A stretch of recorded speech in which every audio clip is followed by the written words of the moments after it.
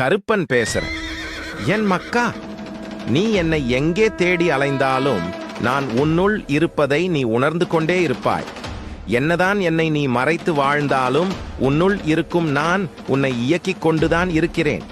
என் பிள்ளைகள் நீங்க எங்கு செல்ல வேண்டும் எங்கு செல்லக்கூடாது என்பதை முன்கூட்டியே உணர்த்திக் கொண்டுதான் இருக்கிறேன்.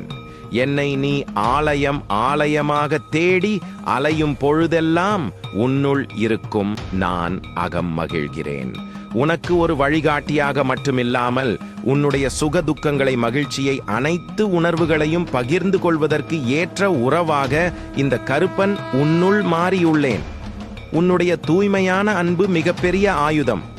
அந்த அன்பு என்னும் ஆயுதத்தை கொண்டு போரிட்டு அனைத்தையும் வென்று இந்த கருப்பனுடைய சாம்ராஜ்யத்தில் நீயும் ஒரு பிள்ளையாக நிலைத்து நின்று விட்டாய். என் பிள்ளைகள், நீங்கள் என்னைப் போலவே அன்பு கருணை கோபமாகிய குணத்தில் இருப்பீர்கள். எந்த நேரத்தில் எதை வெளிப்படுத்த வேண்டும் என்பதை இந்த கருப்பன் தான் முடிவு செய்கிறேன். என்னுடைய மற்றொரு ரூபமாகவே மாறி உள்ள என் பிள்ளைகள் உங்களுக்கு இந்த கருப்பனுடைய அனைத்து செயல்களையும் புரிந்து கொள்ளும் அனுபவத்தையும் கொடுத்துள்ளேன். வாழ்வில் செல்வங்கள் நிலையற்றது. அந்த நிலையற்றதை நம்பி ஏமாறாமல் நிலையான ஆன்மீகத்தை உனக்கு கொடுத்தேன். அந்த பாதையில் உன்னை இந்த கருப்பன் வழி நடத்தி வருகிறது. உனக்கு தேவையானதை மட்டுமே கொடுப்பது இந்த கருப்பனுடைய கடமை.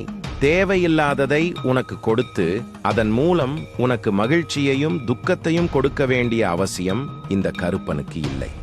ஏனென்றால் பிள்ளைக்கு என்ன வேண்டும் என்று தகப்பனுக்கு தான் தெரியும். மற்றவர்களை விட உன்னை ஆரோக்கியமாகவும் மனநிறைவும் சந்தோஷங்களையும் வாரி வழங்கி தான் கொடுத்துள்ளேன்.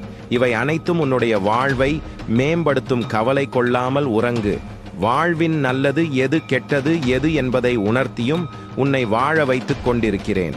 இது பெரும்பாலானவர்களுக்கு கிடைப்பதில்லை. கிடைப்பதை தக்க வைத்துக்கொள் என் மகனே.